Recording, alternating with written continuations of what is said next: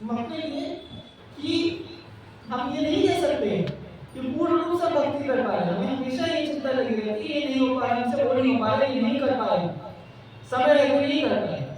लेकिन भगवान की कृपा ऐसी है कि कुछ मिलकर, कुछ हमसे छीनकर जो हम कर सकते हैं हम कर लेते हैं। भगवान ने हमसे हर कुछ वो छीना है, हर कुछ वो लिया है जो हमें भगवान से दूर करता है, और इसकी हमें खुशी है। इसका माने ये नहीं है हमें चिंता नहीं होती, हम बता रहे हैं हमारा भी शरीर है, हमारी भी भावनाएं हैं, हमें भी जो कुछ आपको आभास होता है हमें भी आभास होता है। लेकिन भगवान की ये कृपा है, श्री कृष्ण चैतन्य देवी माँ के माध्यम से ये कृपा है कि आध्यात्मिक गुरु देव शक्तिमान जी को और हमें अपने भावनाओं का आभास होते हुए भी आप सबकी भावनाओं का भी आभास है। आप ये ना समझें कि आपको दर्द है या आपको कोई दिक्कत है तो शक्ति माँ को नहीं महसूस होती है या शक्ति माँ को नहीं मालूम है, या यहाँ पर आकर जब आप शक्ति माँ के सामने होते हैं अगर आपका वाक्य पूरा ना हो पाए तो शक्ति माँ को नहीं मालूम है कि आप क्या बोल रहे हैं, क्योंकि जैसा कि कहा भगवान सर्वत्र देव का, भगवान जो देव है वो श्री कृष्ण चेतना का देवी माँ देव है, क्योंकि वही भगवान है और आध्यात्मिक गुरु देवी शक्ति माँ वो देख रही है। आप ये चिंता ना करिए कि अगर आप यहाँ मंदिर में हैं और आपके मन में कुछ है तो भगवान को नहीं मालूम है, और अगर भगवान को मालूम है, जब भगवान को मालूम भगवान ने अवतरण दिया है धर्म की स्थापना के लिए, और भगवान ने दिव्य शक्तियों के साथ अवतरण ही से लिया है कि आपकी भक्ति अगर कहीं डामाडोल हो जाए तो हम आपको बताएंगे, अगर आपकी कोई चिंता है तो हम उसका चिंतन करें। ये हम बहुत बड़ा अपना भगवान का आशीर्वाद समझते हैं कि हमें सिर्फ अपने बारे में नहीं सोचना पड़ता है। भगवान ने बहुत बड़ा ये आप जानती है आध्यात्मिक गुरु शक्ति माँ के साथ हमें बहुत बड़ा आशीर्वाद दिया है कि देखिए इस जीवन में कितने युग में पहले भी और आज भी आगे भी कितने लोग ऐसे आकर चले जाएंगे जो अपनी अपनी चिंता अपने अपना लेकर अपने अपना जीवन जीकर चले जाएंगे, लेकिन आपके नेत्रों से, आपके कर्मों से, हमारी परिवार के कर्मों से, आपके माध्यम से, आपके द्वारा हमें कहां कहां तक हम पहुंच जाते हैं। हम पहुंच जाते हैं हमारी भावना, ये हो सकता है ये जो हम आपसे व्यतीत कर रहे हैं, जब आपको बता रहे हैं, जब हम आपको बताते हैं आपके आत्मा को तरफ से ये जो भगवान ने हमें जो बताया है, जिसके आधार पर हम जो आपको बता रहे हैं, आपके पास हो सकती है कि आप कितना तक पहुंचा पाएंगे, और भगवान ने हमें यह आशीर्वाद दिया है कि हम आप सबके पास, आप सबके तक ये पहुंचा पा रहे हैं। तो ये बहुत बड़ा सौभाग्य समझते हैं। भगवान ने हमें जो दिया है वो वाकई में एक आध्यात्मिक रूप से ही आशीर्वाद है, और उस रूप में हर वर्ष इस वर्ष अगर आप सभी परिवार में हमारे भी है, लेकिन हम सबका आशीर्वाद स्वभाव ये है कि हम सबके परिवार होते हैं, हम सब मिलकर मांग कर रहा है, इतने सारे आप सब लोग मिलकर हम सबको मांग कर रहा है, हम सब लोग एक दूसरे के लिए हैं। समय बहुत बुरा है, समय बुरा होने लोग अब उतने अच्छे नहीं रह गए, लोगों की भावनाएं उतनी स्वच्छ नहीं रह गई है, और ये सच है। पैसा, मत, पद, गरिमा, मर्यादा और ये संसारिक चीजें लोगों को बांट देती है। आप समझते हैं आपने जिसके लिए आपने अपना पूरा, आपने अपने आप को भगवान से दूर कर दिया, वो आपको अपने आप से दूर कर देता है, चाहे वो रिश्ता हो, चाहे वो पद हो, चाहे वो मर्यादा, ऐसा कुछ हो। आप समझते हैं उसके लिए कर्म कर रहे हैं, लेकिन वो आपका कोई था ही नहीं।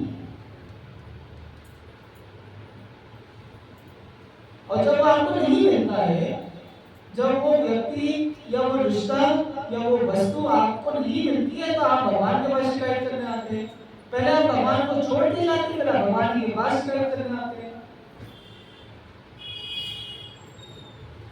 तो हर बार हम अपने व्यक्तिगत करें, भगवान ने सब कुछ दिया, भगवान ने ही दिया है, हर कुछ जो मिला है उसमें तो हमारा कर्तव्य नहीं।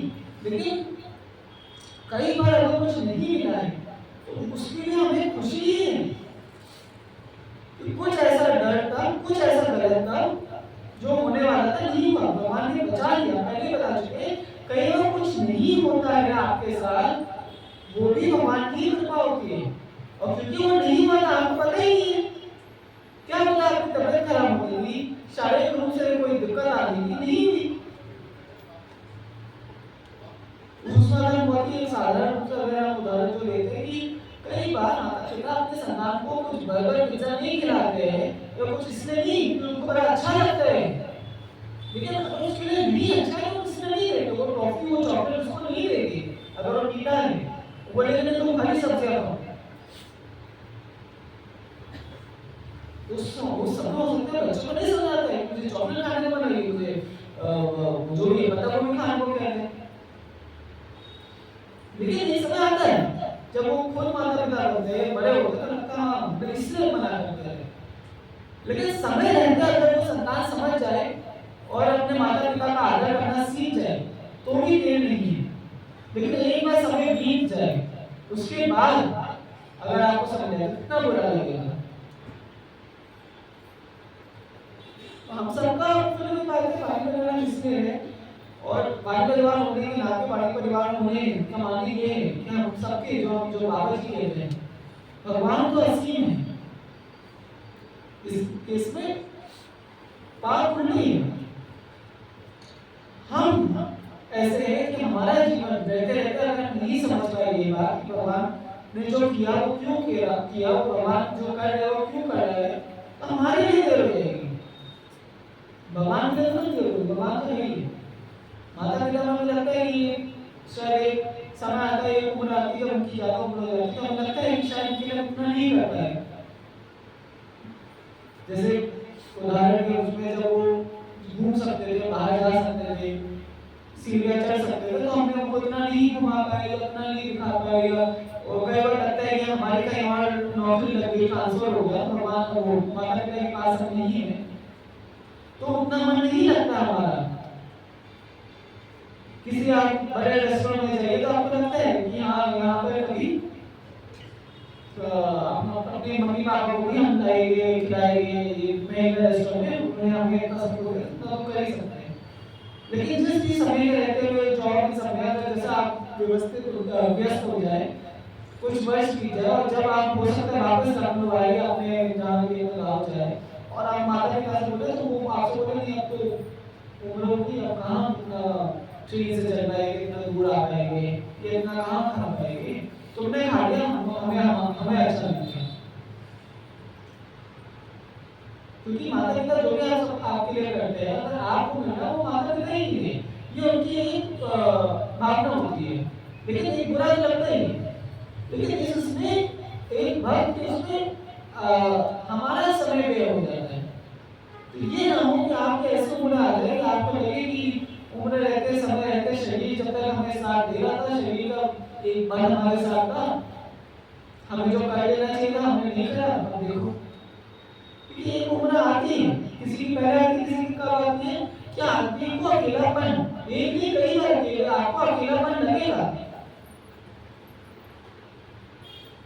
और ये अकेलापन तब सिर्फ उसकी बात नहीं है जब कुछ आपसे छूट जाए, सब कुछ छोड़ते हुए भी आपको अकेलापन मिले, आपका अकेलापन का भास हो। और उसके लिए जो आपने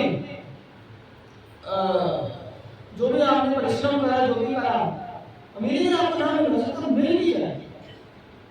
लेकिन हो सकता है अगर सोचिए उस समय आपको अगर ऐसा लगे कि ये सब कुछ जो कुछ मैंने चाहा था मुझे मिल गया, लेकिन फिर भी मुझे खुशी नहीं महसूस होगी, क्यों नहीं मुझे अच्छा लग पा रहा है, मैंने इतने वर्ष इसमें लगा दिए, क्यों?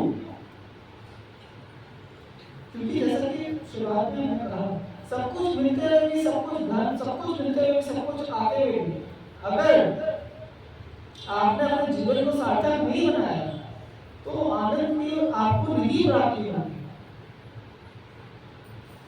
कुछ पल की खुशी अवश्य मिल जाए कि हाँ चलो मिला, इतना मैंने करा था मुझे मिला, लेकिन जो वो खुशी होती है ना जिसका अंत नहीं होता, एक आनंद जो होता है वो नहीं प्राप्त होता।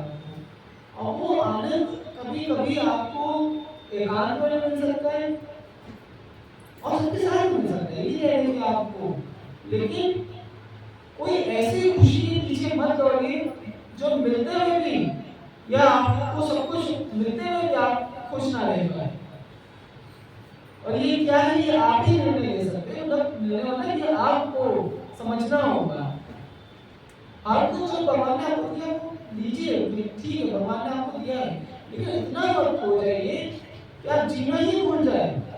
जो जीवन आपको दिया है वही पर आप भूल जाए, और वो जीवन की उस ओर जब आप पहुंचे तो आपको कई सारे ऐसे भावनाएं हो कि काश ये होता, काश वो होता, क्योंकि काश कभी खत्म ही नहीं होगा, इच्छाएं तो कभी खत्म ही नहीं होगी। कहीं ना कहीं कुछ कहते हैं ना कि इंसान की इच्छाओं का पुतला है। ये ना हो कि हमारे पास कुछ हो और कुछ हो या कुछ ना हो और हमें फिर कुछ समय बुरा लगे, क्योंकि फिर भगवान ने हमें जो समय दिया है, इस समय में हम सिर्फ वर्तमान में रह सकते हैं। हम हमेशा भविष्य काल के बारे में हमेशा सोच सकते हैं, काश ये हो जाए, वो हो जाए, ये हो जाए, वो हो जाए, ऐसा हो जाए, वगैरह वगैरह वगैरह, लेकिन उस क्षण के बारे में आप सोचिए। और ऐसे क्षण कई होते हैं, लेकिन एक क्षण ऐसा होता है जो बहुत देर हो चुकी होती है, और उस समय अगर भूतकाल आपसे आकर पूछे, उस भूतकाल का कुछ नहीं कर सकते, क्योंकि आप वापस नहीं जा रहे उस भूतकाल में। जो आप आज वर्तमान काल में नहीं कर पा रहे, जब वो कल आपका भूतकाल बन जाएगा तो ऐसा समय ना है वो भूतकाल आपसे आकर कुछ पूछ ले और आपके पास उसका उत्तर ना हो।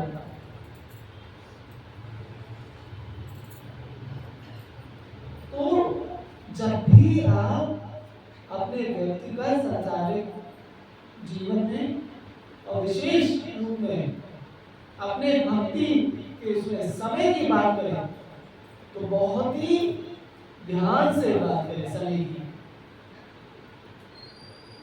समय आपके पास है नहीं है, ये आज आप आज तो बोल देंगे, लेकिन कल जब वाकई में आपके पास समय नहीं होगा तब आपसे कोई पूछने नहीं आएगा कि आपके पास समय है या नहीं है। तब आपके सामने आपका वही समय खड़ा होगा और वो आपसे पूछेगा, आप बताओ। और किसके पास कितना समय, ये आपकी आयु से ही पता चलता है। हम सब जानते हैं जब समय नहीं होता जो आपके आयु से कितना समय है या किस समय क्या करना है, आपके आयु से नहीं निर्धारित होता है। हम सब ध्रुव जी की भक्ति के बारे में जानते हैं, हम सब प्रहलाद जी की भक्ति के बारे में जानते हैं, हम सब लव कुश जी के बारे में जानते हैं, उनकी भक्ति और उनके ज्ञान के बारे में जानते हैं। तो कभी भी ये मत सोचिए भगवान तो मेरे पास है, मैं तो भगवान के पास हूँ, तो क्या करने की बात है। भगवान ने अगर आपको कुछ दर्शन दिया है, कुछ नहीं कुछ प्रयोजना है, कुछ योजना है, इसलिए भगवान ने आपको दर्शन दिया है। या आपको उपलब्धि नहीं है कि भगवान ने आपको दर्शन दिया, आप उससे महान बन जाते हैं। आप भगवान के सामने ना कम है, ना कोई भी भगवान के सामने ना कम है ना ज्यादा है, हम सब समान हैं। तो अगर आप 20 वर्ष से मंदिर से जुड़े हैं, लेकिन अगर आपको वो भक्ति है जो 1-2 वर्ष के बालक में, जो आज मंदिर पहली बार आया है, तो वो आप भक्त हैं। और भगवान आपके समय की अवधि नहीं देखती कि अगर आप 20 साल का वरिष्ठ बन गए या आप बड़े छोटे हैं तो आपका भगवान के कृपा का कम अधिकार है। आपकी भावना आपका विश्वास से निर्धारित करता है, आपकी याददाश्त से निर्धारित नहीं रहती है कि आपको कितना याद है कि आज से 25 वर्ष पहले का होता आप क्या होगा या आगे क्या होगा। कभी भी आज समय के बारे में बात करें तो बहुत सोच समझ कर बात करें कि भूतकाल में क्या हुआ, वर्तमान में क्या हो रहा है या भविष्य में क्या होना चाहिए। बहुत सोच करें क्योंकि समय किसी के लिए नहीं होता, आप सब जानते हैं। और शारीरिक रूप में, आत्मा के रूप में आप ये समझिए कहीं ना कहीं ये जो समय है, आप सब जानते हैं भगवान ने भगवद गीता में हमसे बताया और आज भगवान अवतार ही तब देते हैं जब धर्म की स्थापना करनी होती है और धर्म का पालन करना होता है।